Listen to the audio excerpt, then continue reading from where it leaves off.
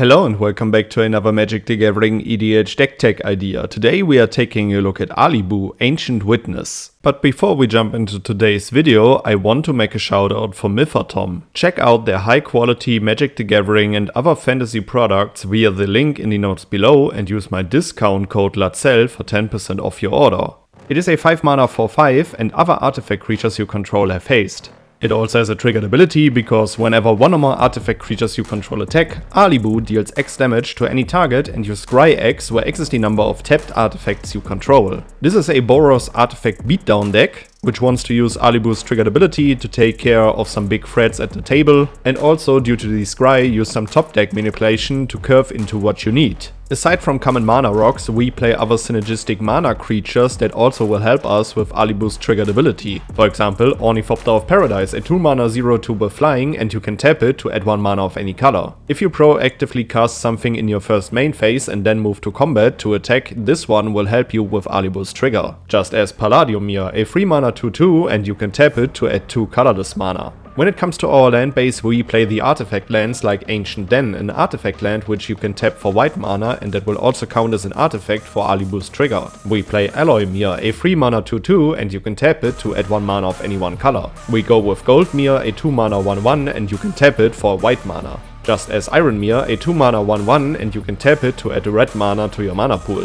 Along the way, we will play helpful artifacts and enchantments that will help us with our game plan. For example, Thopter Shop, a 3 mana artifact, and whenever one or more artifact creatures you control die, draw a card. This ability triggers only once each turn. It also has a helpful mana sink because for 3 mana and tapping it, you create a 1/1 colorless Thopter artifact creature token with flying. Keep in mind that this artifact also becomes tapped, which will help with Alibou's trigger. We go with Retrofitter Foundry, a 1 mana artifact, and for 3 mana you can untap it. If you pay 2 mana and tap it, you create a 1/1 colorless servo artifact creature token. For 1 mana, tapping it and sacrificing a servo, you create a 1/1 colorless Thopter artifact creature token with flying. And if you tap it and sacrifice a Thopter, you create a 4/4 colorless construct artifact creature token. As we play a bunch of non-token artifacts, we play Mirrorworks, a 5 mana artifact, and whenever another non-token artifact enters the battlefield under your control, you may pay 2 mana. If you do, create a token that's a copy of that artifact. Due to Alibou's scry mechanic, we play Mystic Forge, a 4 mana artifact, and you may look at the top of your library anytime. Furthermore, you may cast artifact spells and colorless spells from the top of your library. You can also tap it and pay 1 life to exile the top card of your library, which will also make it count as a tapped artifact and will also help you to cast spells from the top. We go with Girapur Aether Grid, a 3 mana enchantment, and you can tap 2 untapped artifacts you control, so Girapur Aether Grid deals 1 damage to any target. This is basically a goblin bombardment for artifact decks, and it also really helps us out with Alibou's trigger because we have to tap artifacts. We go with Lithoform Engine, a 4 mana legendary artifact, and for 2 mana and tapping it, you copy target activated or triggered ability you control, and you may choose new targets for the copy. This will be interesting for us. As soon as Alibou's trigger is on the stack, we will hold priority, activate this one, copy the trigger, and also ping for 1 more damage because we tap the Lithoform Engine. For 3 mana and tapping it, you copy target instant or sorcery spell you control, and you may choose new targets for the copy. For 4 mana and tapping it, you copy target permanent spell you control, which will also come in handy because we play a lot of powerful permanent spells. There are a lot of helpful synergistic creatures in this deck, for example Digside Engineer, a 3 mana 3/3, and whenever you cast an artifact spell you may pay 2 mana. If you do, create a 0/0 colorless construct artifact creature token with, this creature gets +1/+1 for each artifact you control. We also go with Loshir, Clockwork Scholar, a 3 mana 2/4, and you prevent all combat damage that would be dealt to attacking artifact creatures you control. It also has an inbuilt card draw mechanic because whenever 1 or more artifact creatures enter the battlefield under your control, you draw a card, and this ability triggers only once each turn. We go with Mearsmith, a 2 mana 2/1, and whenever you cast an artifact spell, you may pay 1 mana. If you do, create a 1/1 colorless Mir artifact creature token.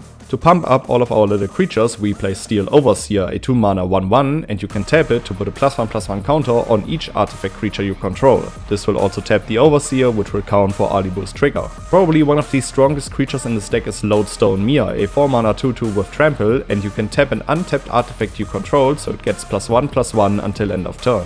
For some additional protection and synergy with Alibou's trigger, we play Skrelv, Defector Might, a 1 mana 1/1 with Toxic 1. It can't block, and for 1 Phyrexian white mana and tapping it, you choose a color. Then another target creature you control gains Toxic 1 and Hexproof from that color until end of turn, and it can't be blocked by creatures of that color this turn. And now let's talk about our Wincons. We play Mycosynth Golem, an 11 mana 4/5 with affinity for artifacts, and artifact creature spells you play have affinity for artifacts. This one will allow us to really storm off in one of our turns, and due to Alibou giving all of our artifact creatures haste, we can most likely go for a final swing. We play Platoon Dispenser, a 5 mana 4/6, and at the beginning of your end step, if you control 2 or more other creatures, you draw a card. It also has a mana sink. For 4 mana, you create a 1/1 colorless soldier artifact creature token, and you can also unearth this card from your graveyard for 4 mana. Another great card is Bronze Guardian, a 5 mana 0/5 with double strike, War 2. Other artifacts you control have War 2, and Bronze Guardian's power is equal to the number of artifacts you control, which can easily turn into one of your Wincons in this deck, and also gives you additional protection for all of your other artifacts. We go with Illustrious Wanderglyph, a 5 mana 2/2 with Ascent, and other artifact creatures you control get +2/+2 as long as you have the City's Blessing. Furthermore, it is a great token generator because at the beginning of each upkeep you create a 1/1 colorless gnome artifact creature token. We go with Mere Battlesphere, a 7 mana 4/7, and when this creature enters, create 4 1/1 colorless Mere artifact creature tokens. It also has an attack trigger because whenever this creature attacks, you may tap X untapped Meres you control. If you do, this creature gets +X/+0 until end of turn and deals X damage to the player or planeswalker it's attacking. As a very helpful blocker, we play Wormcoil Engine, a 6 mana 6/6 with Death Touch and Lifelink, and when it dies, you create a 3/3 colorless worm artifact creature token with Death Touch and a 3/3 colorless worm artifact creature token with Lifelink. You want to win more? You get it. We play Stram's Expertise, a 4 mana sorcery, and you create 3 1/1 colorless servo artifact creature tokens, and then you may cast a card with converted mana cost 3 or less from your hand without paying its mana cost. As we play a bunch of mana rocks on turn 2, we can easily cast this one on turn 3, which will definitely accelerate us. We play Saheeli's Directive, a 3 and X sorcery with Improvise, and then you reveal the top X cards of your library, and you may put any number of artifact cards with converted mana cost X or less from among them onto the battlefield. Then you put all cards revealed this way that weren't put onto the battlefield into your graveyard.